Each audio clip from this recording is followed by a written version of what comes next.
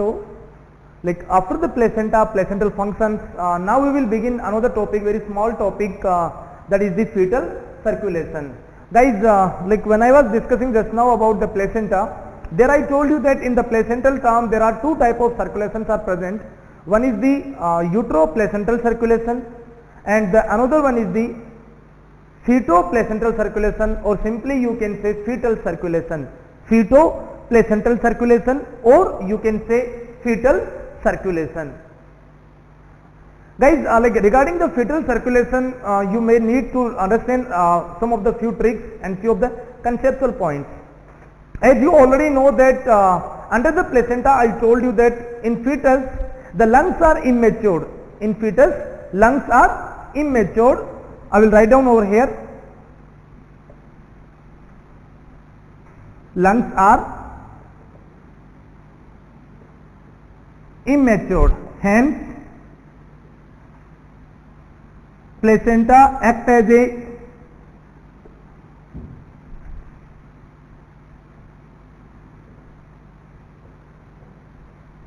respiratory organ. So what happens? The placenta acts as a respiratory organ.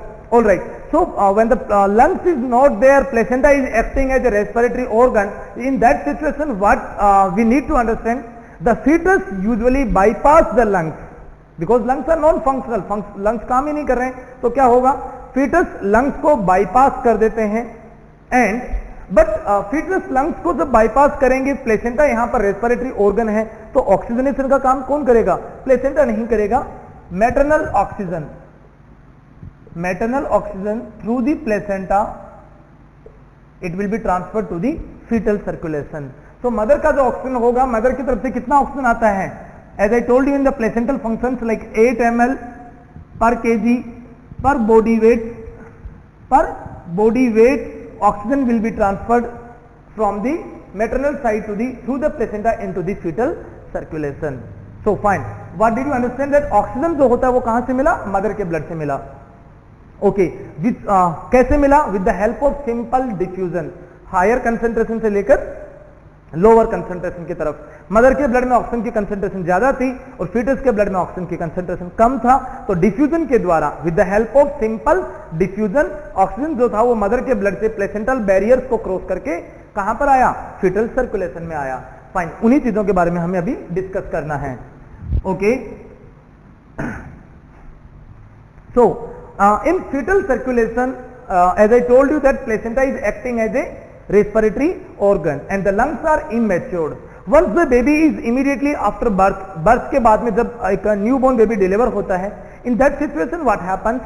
Placenta is expelled out, baby is delivered now, lungs are already matured, baby cries, lungs will expand out, lungs expand होंगे newborn baby के, and lungs will now act as a respiratory organ. Now lungs act as a respiratory organ. तो उसमें क्या होगा? उस newborn में ये जो फिटस का सर्कुलेशन था दैट विल बी सस्पेंडेड, वो स्टॉप हो जाएगा, and a new respiration, that is the human respiration what we are doing now, that respiration will be begin. एक न्यूबॉर्न में जो फर्स्ट रेस्पिरेशन होता है, in the newborn the first respiration will be shallow inspiration and deep expiration. So newborn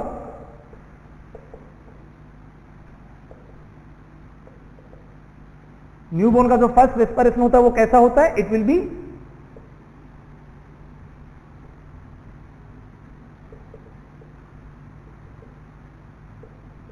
shallow inspiration and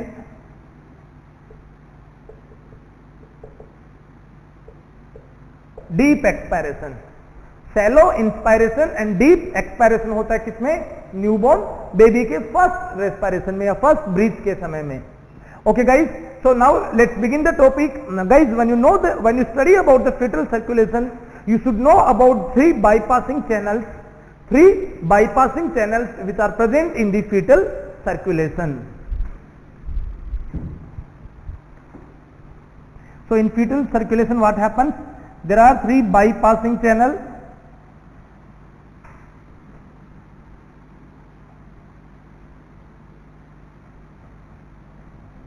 Number 1, ductus venosus. Number 2,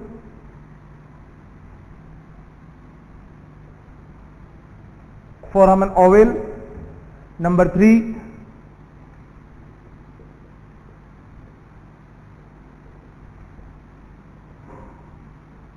ductus arteriosus.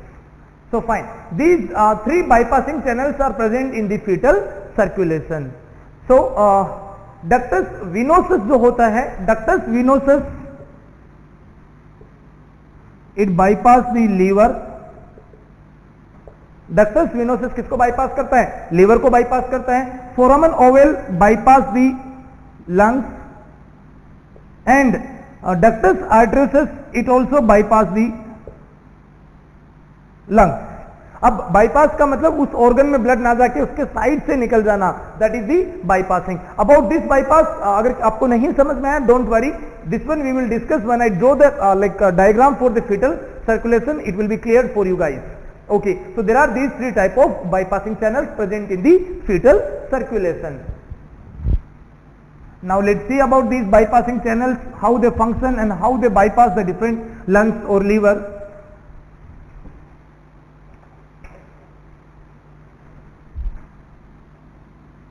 Let's draw the placenta here. Fine, this is the placenta, and from the placenta, what is that? Umbilical vein. Umbilical vein में pressure कितना होता है? 10 to 15 mm of Hg.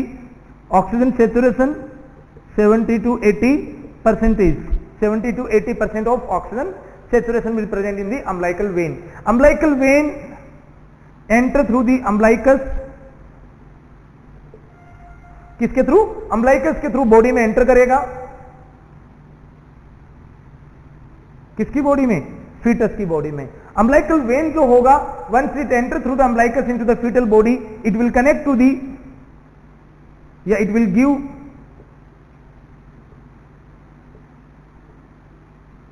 one branch to left pulmonary vein. आपको क्या समझ में आया? It will give branch to the left pulmonary vein. So what happens?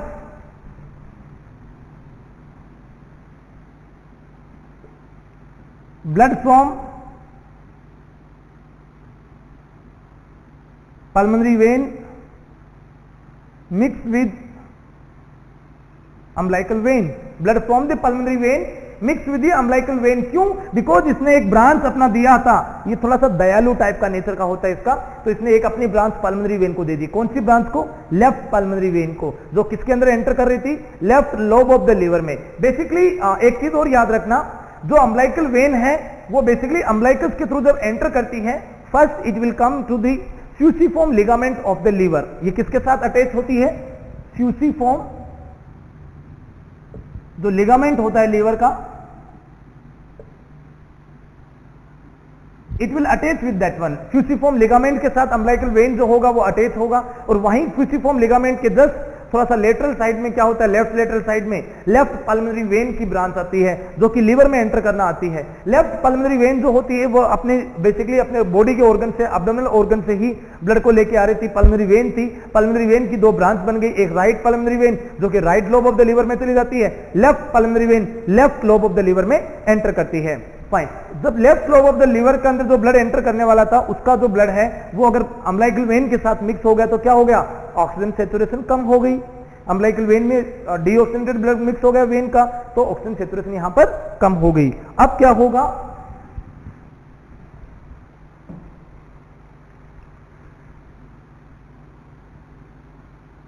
Here umbilical when directly connects with umbilical vein directly connect with inferior vena cava, IVC. मैंने short में क्या लिखा है? IVC मतलब inferior vena cava. So here umbilical vein directly connect with the inferior vena cava through ductus venosus. So inferior vena cava, आप ऐसा समझ सकते हो, इंफीरियर वेना केवा, मान लीजिए ये लीवर है, और ये इंफीरियर वेना केवा इसके पोस्टीरियर सरफेस से एंटर कर रही थी। तो जो अम्बिलिकल वेन थी वो उसको बेसिकली लीवर में एंटर ना करके directly it has connected with the, एक संट बन गया, एक कनेक्शन हो गया अम्बिलिकल वेन का किसके साथ, इंफीरियर वेना केवा के साथ में। और ये संट और ये कनेक्शन अम्बिलिकल वेन का इंफीरियर वेना केवा के साथ किसने करवाया, डक्टस विनोसस ने। तो यहां पर आपको क्या चीज देखने को मिली, blood from the umbilical vein it's supposed to enter into the liver but it has not gone to the liver, it has directly gone to the inferior vena cava। तो बाईपास किसको कर दिया, लीवर को bypass कर दिया। Because अगर ये blood liver में मिक्स होता तो क्या होता उससे, if this blood was mix with the liver, अगर ये ब्लड लीवर के साथ मिक्स होता तो ब्लड वुड बी, उसका सेचुरेशन और कम हो जाता। फाइन, इसलिए इसने डायरेक्टली क्या कर दिया, लीवर को बाईपास कर दिया। नाउ अब आगे क्या हुआ, यहां से इंफीरियर वेना केवा किसमें जाएगा, inferior vena cava go to the heart, ये इंफीरियर वेना केवा हार्ट में जाएगा। हार्ट में ओपन होने के बाद ये राइट एट्रियम में ओपन होगा, किसमें, राइट एट्रियम में। राइट एट्रियम से ब्लड जाना चाहिए राइट वेंट्रिकल में, यस आएगा, but only 30% blood, only 30% blood, remaining 70% blood कहां जाएगा, blood will be directly goes to the left atrium. यहां पर एक होल होता है जिसका नाम है फोरामन ओवल। तो देखिए राइट एट्रियम से ब्लड किसमें गया, लेफ्ट एट्रियम में। कितना परसेंटेज, 70% ब्लड किसके थ्रू, इस होल के थ्रू, जो बेसिकली ये होल है जिसको बोलते हैं फोरामन ओवल, किसमें प्रेजेंट रहता है, ये राइट एट्रियम और लेफ्ट एट्रियम के सेप्टम के अंदर, सेप्टम में ये होल प्रेजेंट रहता है। अब ब्लड आ गया किधर, लेफ्ट एट्रियम की तरफ, और आधा ब्लड किधर चला गया, 30% blood left, sorry right ventricle के पास। राइट वेंट्रिकल से क्या निकलेगा, पल्मोनरी आर्टरी, क्या निकलेगा, पल्मोनरी आर्टरी। और लेफ्ट एट्रियम के पास ब्लड आया हुआ है, वो ब्लड किसके पास चला जाएगा, अरोटा के पास, यहां से सॉरी लेफ्ट वेंट्रिकल के पास, और लेफ्ट वेंट्रिकल से क्या निकलता है, अरोटा निकलता है। तो राइट वेंट्रिकल से निकलता है पल्मोनरी आर्टरी, लेफ्ट वेंट्रिकल से निकलता है अरोटा। अरोटा के पास भी ब्लड है और पल्मोनरी आर्टरी के पास भी ब्लड प्रेजेंट है।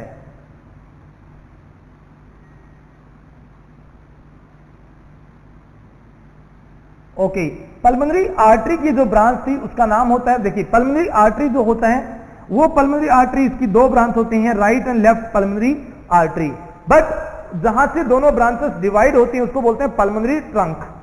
क्या बोलते हैं, pulmonary trunk. So what is the pulmonary trunk, pulmonary trunk is the part of pulmonary artery where it bifurcate. क्या होता है, यहां पर ये क्या हो रही है, बाइफर्केट हो रही है। एक राइट पल्मोनरी वेन, सॉरी एक right pulmonary artery right lung की तरफ जा रही थी, और एक लेफ्ट पल्मोनरी आर्टरी जो थी वो लेफ्ट लंग की तरफ जा रही थी। तो ये दो ब्रांच कौन सी जगह पे विभाजित होती हैं या बाइफर्केट होती हैं, पल्मोनरी ट्रंक पे। इस पल्मोनरी ट्रंक पे ही कुछ गड़बड़ होने वाली है, देखिए उसके बारे में।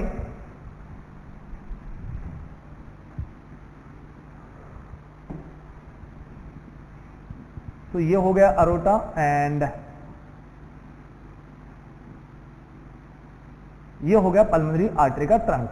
सो ये अरोटा की कौन सी ब्रांच है, descending aorta. Which one it is, descending aorta. Descending aorta और pulmonary trunk, descending aorta and pulmonary trunk के बीच में अब क्या हो जाता है, कनेक्शन हो गया। एक संट होता है ये बेसिकली, एक स्मॉल ब्लड वेजल्स है, एक छोटी सी ब्लड वेजल है जो कि डिसेंडिंग अरोटा को और पल्मोनरी ट्रंक को आपस में कनेक्ट कर रहा है। उस कनेक्शन का नाम, इसका नाम क्या है, डक्टस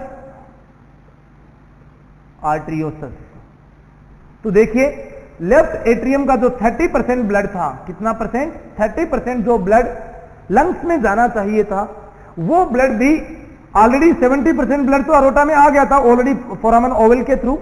तो फोरामन ओवल ने जो ब्लड पूरा 70% 100% जाना चाहिए था, 70% उधर भेज दिया। तो फोरामन ओवल ने क्या किया, लंग्स के लिए काम गड़बड़ कर दिया, मतलब लंग्स को बाईपास कर दिया, और रिमेनिंग जो 30% ब्लड था वो बाकी बचा हुआ भी यहां से पल्मोनरी ट्रंक से किधर आ गया, अरोटा के पास आ गया। अब अरोटा के पास तो पूरा 100% ब्लड मिल गया, ओके, और लंग्स को बिल्कुल ब्लड नहीं गया। इसलिए फोरामन ओवल ने और डक्टस आर्टरियोसस ने दोनों ने किसको बाईपास किया है, लंग्स को ही बाईपास किया है। एक ने पहले बाईपास किया था और एक ने अब बाईपास कर दिया। सो नाउ व्हाट हैपन, जो ब्लड पल्मोनरी ट्रंक से लंग्स में जाना था, that blood also came to the aorta.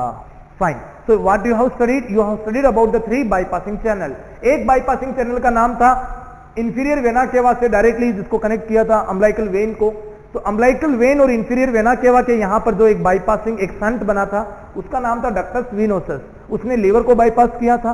दूसरा बाईपासिंग चैनल जो होता है वो राइट एट्रियम और लेफ्ट एट्रियम के सेप्टम में होता है, जिसका नाम क्या है, फोरामन ओवल। फाइन, तो फोरामन ओवल जो था वो दोनों के सेप्टम के प्रेजेंस में था और इसने बाईपास किया था लंग्स को। 70% ब्लड खींच के ले गया उस साइड में, लेफ्ट एट्रियम की तरफ। बाकी पल्मोनरी ट्रंक और डिसेंडिंग अरोटा के अंदर भी एक छोटा सा संट होता है, एक बाईपासिंग होता है, उसको बोलते हैं ductus arteriosus. So these three bypassing channels are present in the fetal circulation. Now let's write the flow chart. तो मैंने यहां पर क्या लिखा है, here umbilical vein directly connect with the inferior vena cava through the ductus venosus. So now inferior vena cava carry the blood to the right atrium. Right atrium से blood जो होगा वो कहां जाएगा,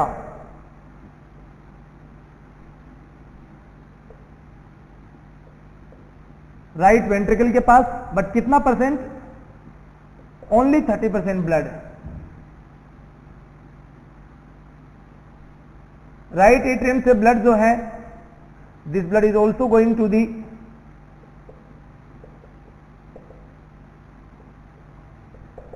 left atrium. So what I have written, from the inferior vena cava the blood goes to the right atrium. right atrium से blood दो जगह पे जाता है, जैसा मैंने अभी आपको बताया था. 70% blood तो चला जाएगा लेफ्ट एट्रियम में, किसके थ्रू, फोरामन ओवल के थ्रू. सो फोरामन ओवल के थ्रू ब्लड कहां चला गया, blood gone to the left atrium. कितना परसेंट ब्लड था ये, this was the 70% blood. And remaining 30% blood कहां गया, राइट वेंट्रिकल से. अब राइट वेंट्रिकल से ब्लड जो 30% है वो किस में जाएगा, पल्मोनरी आर्टरी में. और लेफ्ट एट्रियम से ब्लड कहां जाएगा, लेफ्ट वेंट्रिकल में. लेफ्ट वेंट्रिकल से ब्लड जाएगा अरोटा में. अरोटा की ब्रांच होती है कौन सी, अरोटा की ब्रांच होती है descending aorta. Okay, and pulmonary artery का एक एरिया था, उसका नाम था पल्मोनरी ट्रंक. तो देखिए लेफ्ट एट्रियम से ब्लड गया लेफ्ट वेंट्रिकल में, लेफ्ट वेंट्रिकल से ब्लड आया अरोटा में. अरोटा की ब्रांच थी डिसेंडिंग अरोटा. डिसेंडिंग अरोटा के पास 70% ब्लड है और उधर 30% ब्लड पड़ा हुआ है. ओके, अब एक चीज याद रखना, जब हमारा ब्लड अम्बिलिकल वेन से घूमते घूमते राइट एट्रियम के पास आता है, उस समय इसकी सेचुरेशन ब्लड की हो जाती है SpO2 करीबन 70%. और वही ब्लड जब डिसेंडिंग अरोटा में होता है तो उसकी बेसिकली सेचुरेशन होती है करीबन 60% के आसपास में. Okay fine. अब पल्मोनरी ट्रंक जो कि पल्मोनरी आर्टरी से जो 30% ब्लड था वो लेके आ रही थी, ये पल्मोनरी ट्रंक और डिसेंडिंग अरोटा, पल्मोनरी ट्रंक और डिसेंडिंग अरोटा के यहां पर एक कनेक्शन होता है. क्या नाम बताया था मैंने उसका, डक्टस आर्टरियोसस.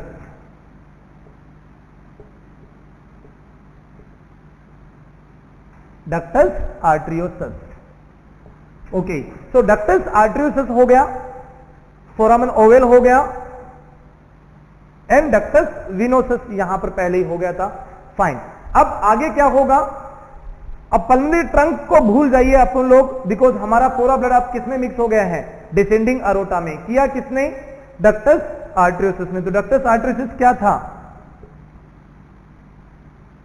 स्मॉल shunt था of blood vessel, small shunt of blood vessel. That's it. Now descending aorta में blood आने के बाद this blood is going towards the abdominal aorta. Where it is going? It's going into the abdominal aorta, and abdominal aorta की ही आगे एक branch होती है iliac artery, या इंटरनल इलियाक में जाऊंगा मैं डायरेक्टली.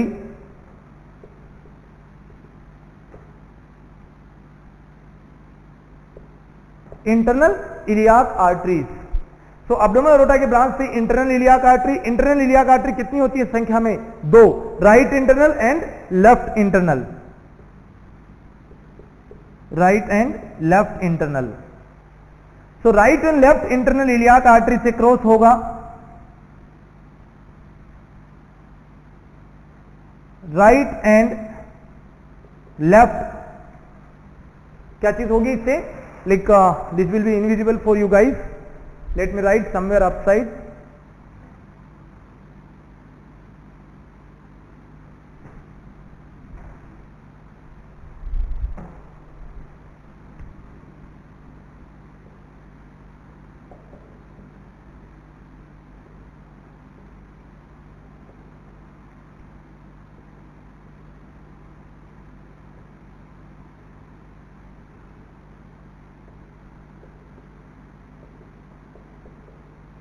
तो गाइज मैंने यहां पर क्या मेंशन किया है, सेम वही चीज, इंटरनल इलियाक आर्टरी कितनी हो गई, राइट एंड लेफ्ट। अब right and left internal iliac artery दोनों से, एक राइट से और एक लेफ्ट से कितनी निकलेंगी, एक राइट से एक लेफ्ट से क्या निकलेगा, हाइपोगैस्ट्रिक आर्टरीज। क्या बोला मैंने, हाइपोगैस्ट्रिक आर्टरी। कौन कौन सी हो गई ये, right and left hypogastric artery, right hypogastric, left hypogastric. Then hypogastric artery से क्या बनेगा, right and left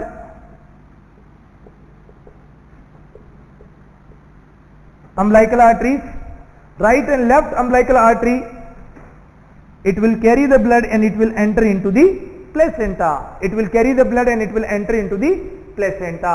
This is about the fetal circulation. ये क्या स्टोरी हो गई, this is the entire story of the fetal circulation.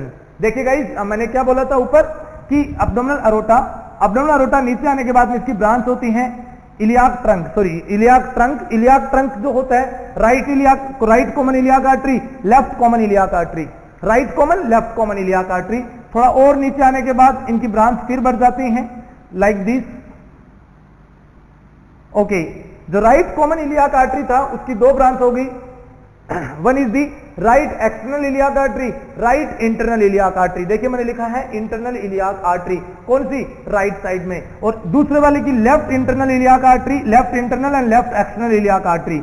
ये जो दोनों इंटरनल इलियाक आर्टरी होती हैं, ये बेसिकली आप ऐसा कह सकते हो कि it will blood supply to the pelvic organs, lower intestinal part, then reproductive part, bladder, उस पूरे एरिया को internal iliac artery blood supply करती हैं। दोनों ही राइट और लेफ्ट एक्सटर्नल इलियाक आर्टरीज नीचे आती हैं, they become femoral artery, femoral के बाद में और नीचे आने के बाद में पोप्लिशियल आर्टरी, पोप्लिशियल के बाद में टिबिया फिबुलर आर्टरी, राइट और left what ever it is. तो एक्सटर्नल जो होती हैं वो फीमोरल के रूप में नीचे लिम्स की तरफ चली जाती हैं। इंटरनल इलियाक आर्टरीज जो होती हैं ये ब्लड सप्लाई करती हैं लाइक लोअर इंटेस्टाइनल रीज को, फिर बाद में अगर फीमेल की बात करें तो ओवेरीज को, यूट्रस को, इन सारे पोर्शंस को ब्लड सप्लाई करती हैं। So that is about the branch of lower abdominal aorta, ये इंटरनल इलियाक आर्टरी से संबंधित। अब फीटस में क्या होता है, in foetus the internal iliac arteries they become hypogastric arteries, and hypogastric arteries when they go out from the umbilicus, जब वो umbilicus के थ्रू बाहर निकलेंगी, एग्जिट होंगी, किसमें एंटर करेंगी, umbilical cord में, तो उन हाइपोगैस्ट्रिक आर्टरीज का नाम क्या हो जाएगा, umbilical arteries. So hypogastric artery when it goes to the umbilical cord, they will become named into the umbilical arteries. And umbilical arteries जो होती हैं ये प्लेसेंट्रल सरफेस पे जाएंगी umbilical cord के अटैचमेंट के through, it will go and divided. ये right umbilical जो है, राइट अम्बिलिकल आर्टरी 50% प्लेसेंटा को, लेफ्ट अम्बिलिकल 50% प्लेसेंटा को कवर करेगा। इनकी बहुत सारी ब्रांच बनती हैं, वो ब्रांच कोरियोनिक आर्टरीज के थ्रू, वो जो ब्रांचेस होती हैं वो कोरियोनिक आर्टरीज के थ्रू किसमें एंटर करती हैं, वो बेसिकली स्टेम विलाइज में एंटर करते हैं, और यहां से मैटरनल सरफेस की तरफ ब्लड चला जाता है, या जो not the blood, extremely sorry, only the CO2 और जो बाकी वेस्ट प्रोडक्ट होते हैं अम्बिलिकल आर्टरीज के, वो अंदर पेनिट्रेट कर जाते हैं। Fine. So dear students, we were discussing regarding the placental circulation, sorry, not regarding placental circulation, regarding the fetal circulation. I hope it is very well clear for you guys now.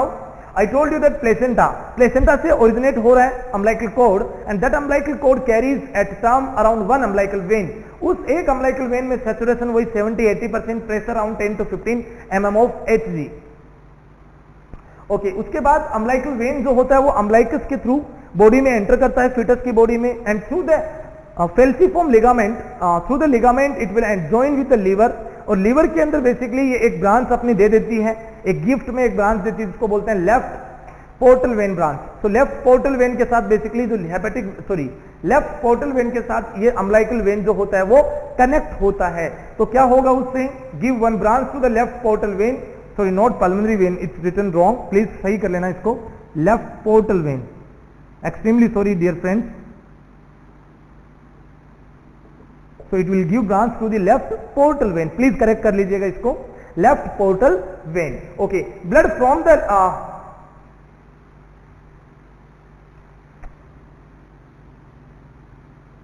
यहां पर भी मैंने वही pulmonary vein लिखा है, it is portal when.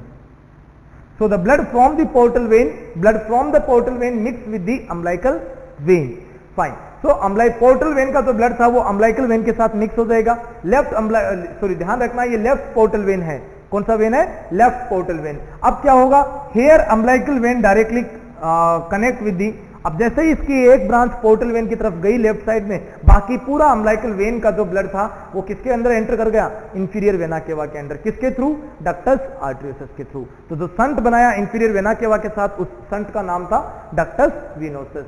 Now what happens, blood goes through the inferior vena cava to the right atrium।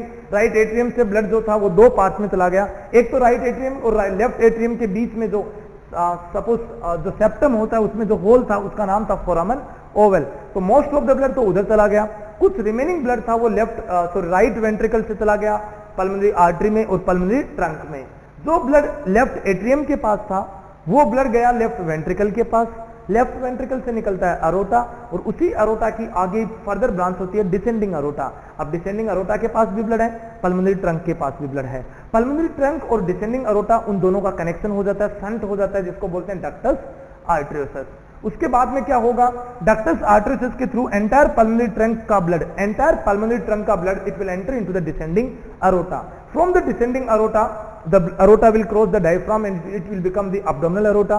abdominal aorta की ही branches होती हैं जिसके बारे में अभी मैंने आपको एक फ्लो चार्ट बनाया था यहाँ पर कोने में, that is the internal iliac arteries, right and left internal iliac arteries. Internal iliac arteries की आगे जाके ब्रांच बनती है हाइपोगैस्ट्रिक आर्टरी, और hypogastric arteries when they leave before the body को निकलने से पहले, अम्बिलिकल कोड में एंटर करने से पहले, they become umbilical arteries, right and left umbilical arteries, and from there the blood is going back to the placenta। So fine, dear students, this is the entire theory regarding the placental, not the placental, I am extremely sorry, regarding the fetal circulation।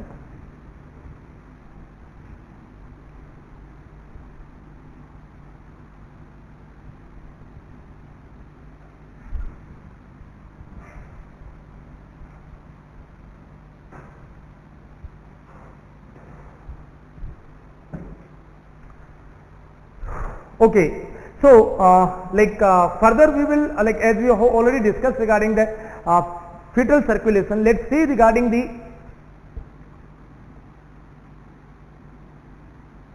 closing of bypassing channels।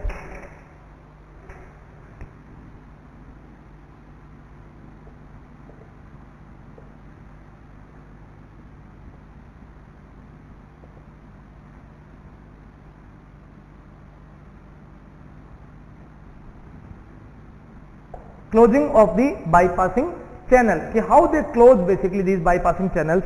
तो इनकी closing के लिए सबसे पहले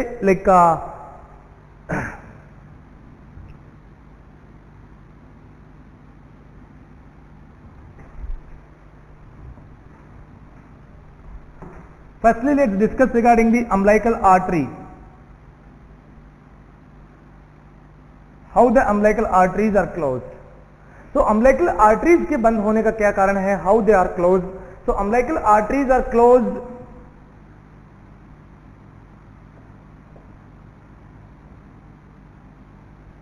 umbilical arteries are close first. एक चीज याद रखना अम्बिलिकल आर्टरीज के बारे में, लाइक यू कैन से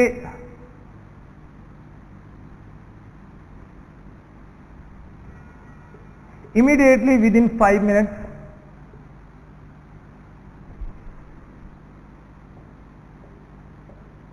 आफ्टर दी बर्थ। तो बर्थ के 5 मिनट के अंदर अंदर क्या होता है, अम्बिलिकल आर्टरीज जो होती हैं वो बंद हो जाती हैं। Why they close first, because they carry deoxygenated blood for baby या फॉर फीटस। तो कैसा ब्लड लेके जाती हैं umbilical arteries, umbilical arteries carry the deoxygenated blood, so definitely they have to close first. Okay.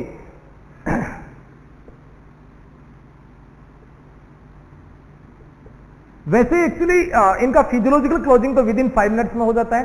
Anatomical closing के लिए बताया गया है कि complete anatomical closing of the umbilical arteries they may take up to 2 to 3 months of time. I am talking about the umbilical arteries. Listen first. They usually close after the 2 to 3 months. Sometime they may take this much of time. And anatomically, I am talking about the 2 to 3 months of time they may take. But physiologically, they close immediate after the birth. They close within the first 5 minutes of the baby birth. They close first because they carry the deoxygenated blood. Okay. Once they become closed, they are obliterated. Obliterated means they are closed or blocked. What is their remnant is called? उनके जो अवशेषी अंग बचते हैं, उनके जो remaining part बचते हैं, that is what called. So the remnants are called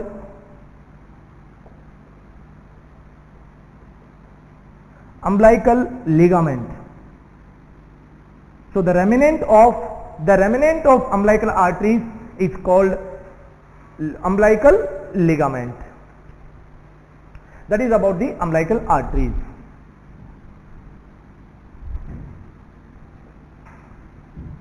Next one,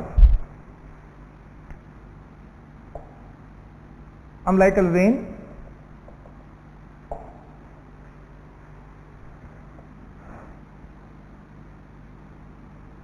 umbilical vein कितनी होती है? एक. Left umbilical vein. Right umbilical vein 4th month पे क्या हो जाती है? डिसअपियर या डिजनरेट हो जाती है. इट क्लोज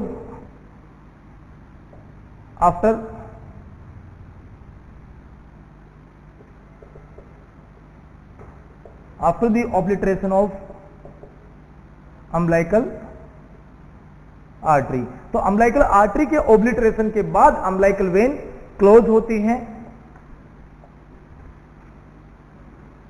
या you can say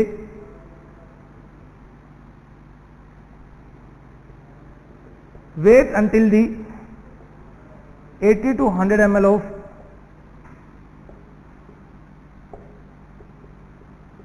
fetal blood. We have to, we can wait until the 80 to 100 ml of fetal blood. 80 to 100 ml of fetal blood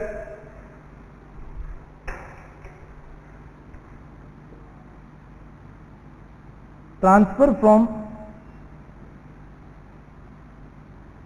80 to 100 ml of blood transfer from placenta to fetus. तो fetus के अंदर basically physiological anaemia को prevent करने के लिए हम लोग क्या करते हैं, 3 to 5 मिनट तक या मैक्सिमम लाइक आप ऐसा ही आ सकते हो 2 से 3 मिनट तक हम लोग अम्बिलिकल कॉर्ड कटिंग को डिले करते हैं. सो what happens with the help of gravity, placental surface में जो फीटल सरफेस में जो ब्लड था प्लेसेंटा का, बेबी का, वो ब्लड वापस ग्रेविटी के साथ किसमें आ जाए, उस न्यूबॉर्न बेबी में आ जाए. So transfer from the placenta to the newborn. Until that it may take time to close. umbilical vein के remnant को क्या कहते हैं? ligamentum teres.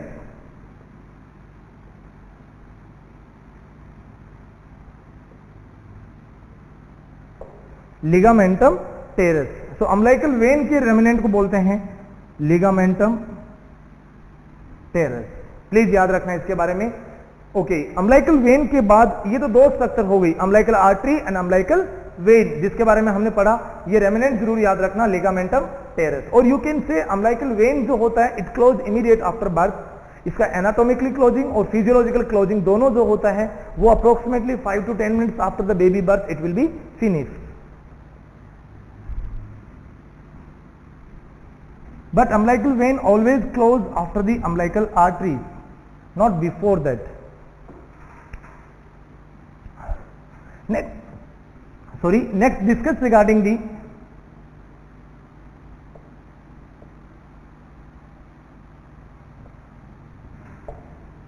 ductus venosus. Ductus venosus क्या है?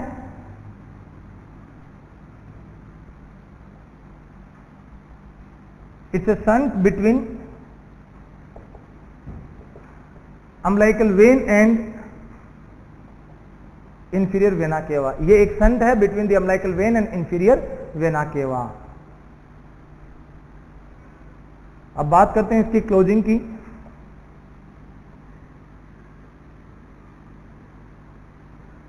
अम्बिलिकल डक्टस विनोसस का एनाटॉमिकल क्लोजिंग इट टेक्स 1 से 2 सप्ताह लग सकते हैं उसको एनाटॉमिकल क्लोजिंग में।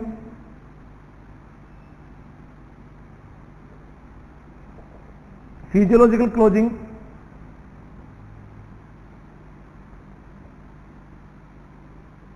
विद इन 5 मिनट्स में। फिजियोलॉजिकल क्लोजिंग में कितना समय लग सकता है?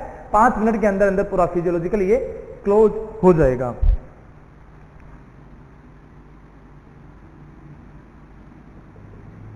रेमिनेंट को क्या कहेंगे? Remnants are called as ligamentum venosum. Ligamentum venosum, that is the remnant of ductus venosus. तो डक्टस विनोसस के रेमिनेंट का नाम हो गया ligamentum विनोसम।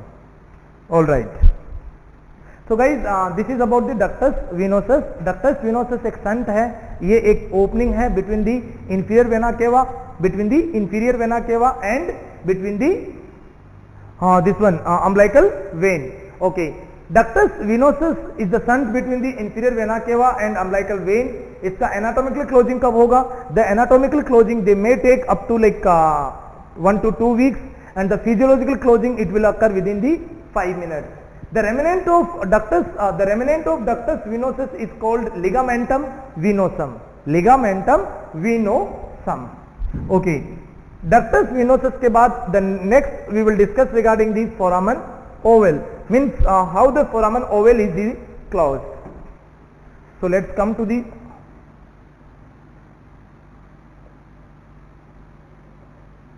foramen oval. Foramen oval क्या है? It's an opening present in septum. It's an opening present in the septum between right and left atrium. किसके बीच में होगा? राइट और लेफ्ट एट्रियम के बीच में जो ओपनिंग है उस ओपनिंग का नाम क्या है? फोरामेन ओवल होता है। That's it about the foramen oval basic things. Now foramen oval की क्लोजिंग की बात होती है तो क्लोजिंग में physiological closing it will be within 5 minutes. It won't take much time to close but it can be reversible. एक चीज ध्यान रखना, ये 5 मिनट में बंद हो जाता है foramen Oval, but it can be reversible, मतलब वापस भी खुल सकता है कई बार अगर बेबी अनलकी है तो it can be reversible. Next one,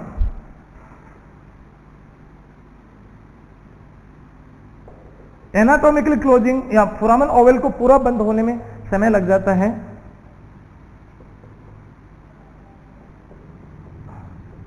at least 1 year का। कितना टाइम लग जाएगा? At least it takes to close anatomically for the 1 year। At least 1 year it takes time. ये याद रखना, सबसे इंपॉर्टेंट यही है। Okay, next one,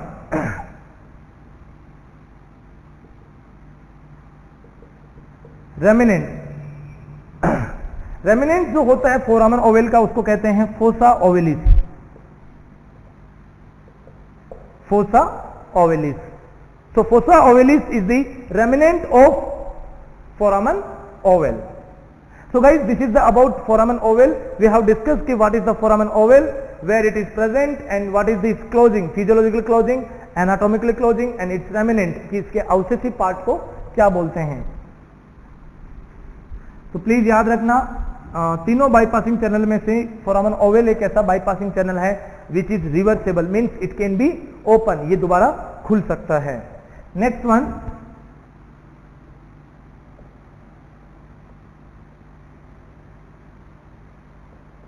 ductus arteriosus. ये क्या है?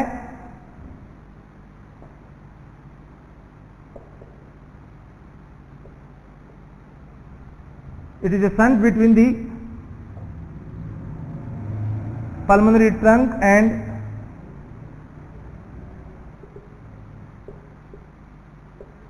Descending aorta. ये descending aorta and pulmonary trunk के बीच का एक शंट है, एक कनेक्शन होता है, that is called ductus arteriosus. ये किसको बाईपास करता है? ब्लड को। It bypass the lungs. चलिए बात करते हैं इसकी क्लोजिंग से related. So physiological closing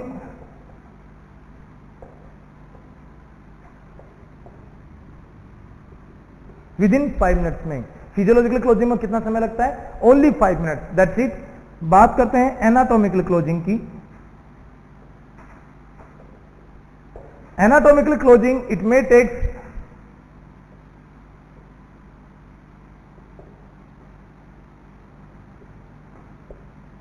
at least 2 months. So anatomically it takes some time at least for the 2 months to close it completely. इसके रेमिनेंट को क्या कहेंगे?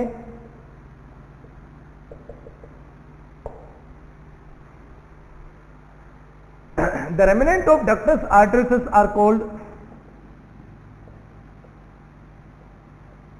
ligamentum arteriosum. क्या कहते हैं इसको? ligamentum arteriosum. So ligamentum arteriosum is the remnant of pulmonary ductus arteriosus. Ductus arteriosus क्या था? Ductus arteriosus was the connection between, it is a shunt between the pulmonary trunk and descending aorta. Fine.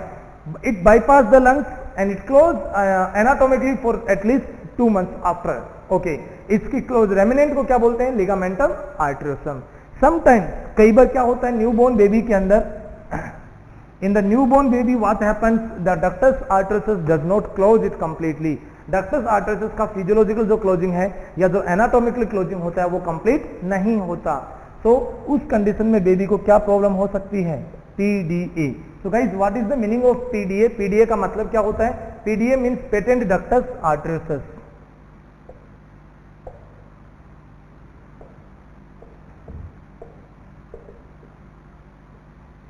Patent ductus arteriosus. Guys, what is the meaning of patent ductus arteriosus? Patent ductus arteriosus means it is the remnant of foramen. The ductus arteriosus does not close even after the birth. So what happens? The ductus arteriosus which does not close even after the birth, then what happens? The blood from the aorta it will shunt towards the pulmonary trunk. अगर ये बंद नहीं होगा तो क्या नुकसान है उससे? जो अरोटा का ब्लड था वो किधर शिफ्ट हो जाएगा? That blood will be shifted from the aorta side, because birth के बाद में अरोटा में प्रेशर ज्यादा होता है, पल्मोनरी ट्रंक में प्रेशर कम होता है। बर्थ से पहले, बेबी के जन्म लेने से पहले पल्मोनरी ट्रंक में प्रेशर ज्यादा था, अरोटा में कम था, तो ब्लड का क्या हो गया? Higher to lower pressure. अब क्या होगा? अरोटा में प्रेशर ज्यादा तो हायर टू लोअर मतलब पल्मोनरी ट्रंक की तरफ जाएगा। अरोटा में ब्लड होता है ऑक्सीजनेटेड, पल्मोनरी ट्रंक में ब्लड कैसा होता है? Deoxygenated. So oxygenated blood is mix with the deoxygenated blood, तो क्या होगा? ए साइनोटिक डिजीज। साइनोटिक नहीं कह सकता आप उसको, you should say it is A cyanotic disease. Fine. So patent ductus आर्टरियोसिस क्यों हो सकता है? Patent ductus आर्टरियोसिस it can occur because of the high prostaglandin level. ये किसके कारण हो सकता है? प्रोस्टाग्लैंडिन का लेवल ज्यादा होने के कारण से ये प्रॉब्लम हो सकती है, पेटेंट डक्टस आर्टरियोसिस। तो पेटेंट डक्टस आर्टरियोसिस में जब क्या होगा? डक्टस आर्टरियोसिस बंद नहीं होगा तो baby will have the problem. So उस कंडीशंस में पेटेंट डक्टस आर्टरियोसिस की कंडीशन की ड्रग ऑफ चॉइस क्या है? ये होता क्यों है? It can occur because of the high prostaglandin sorry prostaglandin का लेवल ज्यादा होने के कारण से ये प्रॉब्लम हो सकती है। तो हम क्या करेंगे? प्रोस्टाग्लैंडिन का लेवल कम करेंगे। इसके लिए हम पेशेंट को दे सकते हैं इंडोमेथाजिन।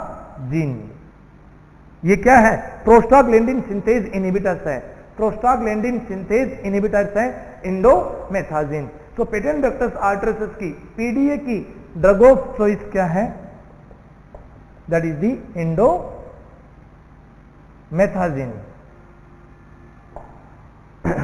All right.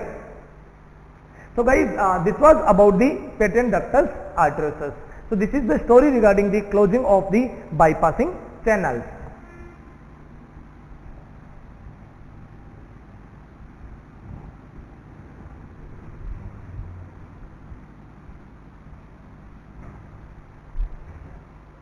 Now the next task is, अब हमारा अगला टास्क ये है कि how the bypassing channels are close, कि बंद कैसे हुए। So next is the physiology of closing किसका? बाईपासिंग चैनल्स का, कि बाईपासिंग चैनल्स के क्लोज होने का रीजन क्या था? नंबर 1 रीजन हाई ऑक्सीजन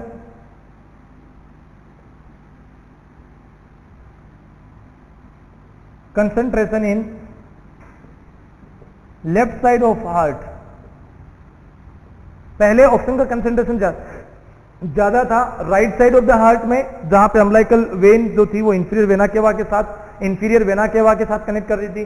अब बर्थ के बाद में, जन्म लेने के बाद में लेफ्ट साइड में क्या होता है? ऑक्सीजन की कंसंट्रेशन बढ़ जाती है। So what happens? The high concentration in the left side of the heart. Fine, देखिए इसमें क्या होगा? When the baby breathes plus baby cry, what happens? Baby breathe करेगा, बेबी क्राई करेगा, तो क्या होगा? Pulmonary circulation will begin,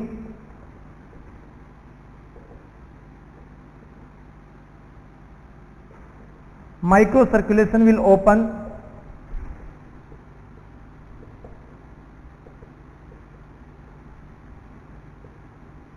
pulmonary resistance is decreased,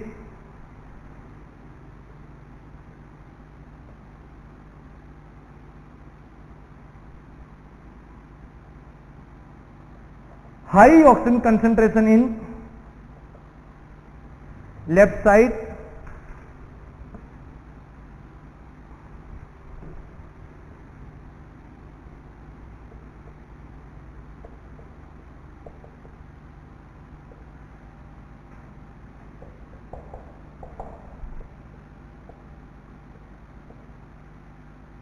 देखिए मैंने यहां पर क्या मेंशन किया है? आई told you that the oxygen concentration in the left side is very high, baby will cry, pulmonary resistance, circulation will open. Pulmonary circulation जैसे ही open हुआ था, what happens? The pulmonary resistance was decrease. जो lungs का registration था वो resistance था वो कम हुआ, एंड उसके साथ साथ माइक्रो सर्कुलेशन जो था वो ओपन हो गया। जब लंग्स का micro circulation, pulmonary resistance automatically अगर कम हुआ है, what will happen? It will lead to the higher concentration into the left side. Left side में क्या होगा? कंसंट्रेशन ज्यादा होगी, and because of the high concentration it will contract to the oxygen cells, and that will lead to the closing of the ductus arteriosus. Fine. So इसके अलावा releasing of the bradykinin by the lungs, lungs की जो alveolar sales होती हैं या lungs की basically जो ductus arteriosus होता है उसके कॉन्ट्रैक्शन में एक और स्ट्रक्चर काम करेगी, that is the like what was that name? Bradykinin.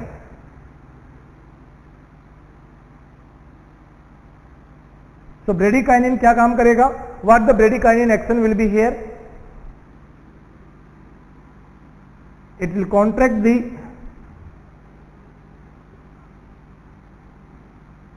cells of ductus arteriosus। ये ductus arteriosus की जो सेल्स थी उनमें कॉन्ट्रैक्ट करवाएगा, उनको कॉन्स्ट्रिक्ट करवाएगा। What is that one? That is the bradykinin. Bradykinin के अलावा क्या होगा?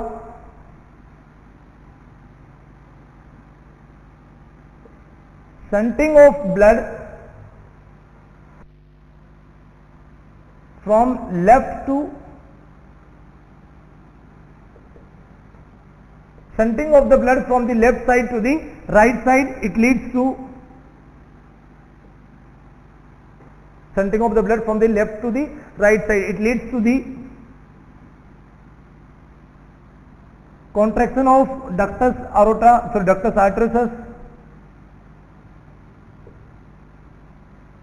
फोरामन ओवल। इन सब की सेल्स में क्या होगा? कॉन्ट्रैक्शन होगा। Why? Because of the shunting of the blood from the left to right side leads to the contraction of the cells. Okay, next one,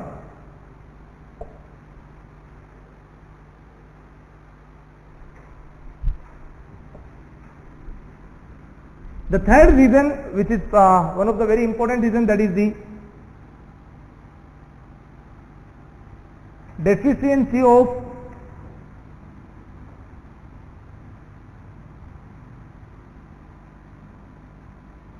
deficiency किस चीज की? There is a deficiency of prostaglandin. Prostaglandin क्या था? It was A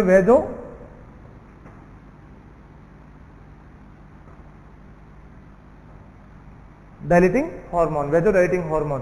prostaglandin जो होता है ये क्या काम करता है? Contraction,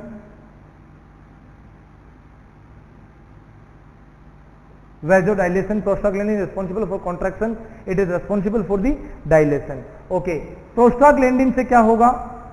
What will happen? Deficiency of prostaglandin. Prostaglandin जो था it is responsible for the dilation, ये किसको? डक्टस आर्टरियस का डायलेशन करवाता है ये। So what you have to do? We have to like decrease the prostaglandin dose. So हमें क्या करना पड़ेगा?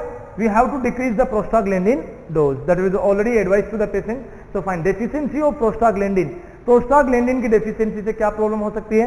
वेजोडाइलेटिंग hormones, like prostaglandin is a vasodilating hormone, it leads to the contraction of the cells, dilation of the cells, and also prostaglandin decrease the prostaglandin dose by the lungs.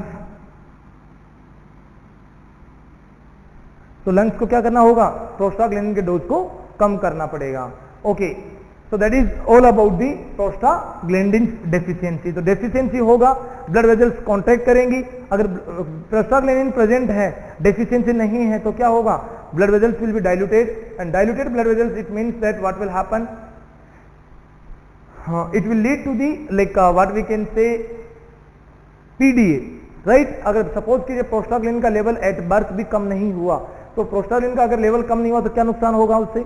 Prostaglandin का level कम नहीं हुआ तो उसके कारण से यहां पर क्या होगा? Blood vessels will be dilated, blood vessels will be dilated, it means that ductus arteriosus जो था वो भी डायलेट रहेगा एंड डक्टस आर्टरियस की क्लोजिंग नहीं होगी। तो ductus arteriosus closing is also required, but when it will close ductus arteriosus? Ductus arteriosus closed by the 2 to 3 months of pregnancy. Alright guys, काम क्या था इसका ductus arteriosus का? Ductus arteriosus एक कनेक्शन था between the left ventricle and it's a connection between the not left ventricle, between the pulmonary trunk and descending aorta. Descending aorta और pulmonary trunk के बीच में क्या है? ये कनेक्शन है। ओके, नाउ प्रोस्टाग्लैंडिन काम क्या कर रहा था? Prostaglandin was responsible for the contraction, responsible for the dilation of the like, उसके बाद में it also decrease the dose. So prostaglandin जो होता है इसका डोज अगर सपोज कीजिए लाइक इंडोमेथाजिन है, उसको आप कम दोगे तो like patient will not have the problems and like all the systems will be fine and the bypassing channel they will close very rapidly. जैसे आपने नाम सुना होगा, अगर प्रोस्टाग्लैंडिन का लेवल हाई रहेगा तो पेशेंट में क्या प्रॉब्लम हो सकती है? प्रोस्टाग्लैंडिन का हाई होने के कारण से, because of the high prostaglandin there could be many problems, वहां पर क्या हो सकता है? बहुत सारी प्रॉब्लम्स खड़ी हो सकती हैं। सो प्रोस्टाग्लैंडिन की डेफिशिएंसी से बहुत सारी प्रॉब्लम्स क्या खड़ी हो सकती है? So what we can say like it can cause to the extreme dilation of the ductus arteriosus. ये क्या करेगा? डक्टस आर्टरियस का एक्सट्रीम डायलेशन करवा देगा। तो डक्टस आर्टरियस का अगर डायलेशन हो गया, किस चीज का? डक्टस आर्टरियस का अगर डायलेशन हो गया तो ये क्लोज नहीं होगा, और अगर क्लोज नहीं होगा तो वहां पर क्या प्रॉब्लम हो जाएगी? एनाटॉमिकल डिफेक्ट आ जाएगा। So what I can say is that for read about the prostaglandin, अगर आपको प्रोस्टाग्लैंडिन के बारे में रीड करना है, you must know this factor first. It's a vasodilating hormone. ये क्या काम करता है? ब्लड वेजल्स को डायलेट करता है। तो प्रोस्टाग्लैंडिन की अगर कमी नहीं हुई बेबी में तो क्या प्रॉब्लम होगा? It will lead to prostaglandin deficiency can lead to what?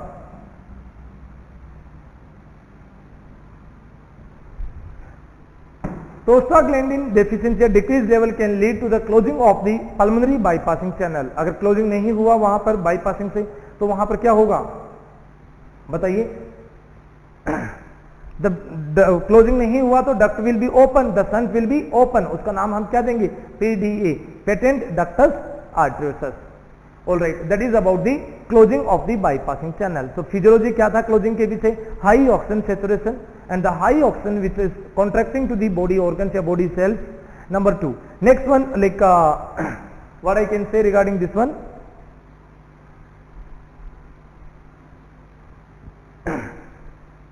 Okay, so like we were discussing regarding except the high concentration bradykinin का रिलीज होना, ब्रेडिकाइनिन के अलावा प्रोस्टाग्लैंडिन की डेफिशिएंसी होना, प्रोस्टाग्लैंडिन कम होगा then it also good like it will help to basically prostaglandin will help to dilate the ductus arteriosus, but after birth prostaglandin level has to decrease. If the level is not decreased, what will happen? Ductus arteriosus will be kept open and the condition is called as patent ductus arteriosus, PDA.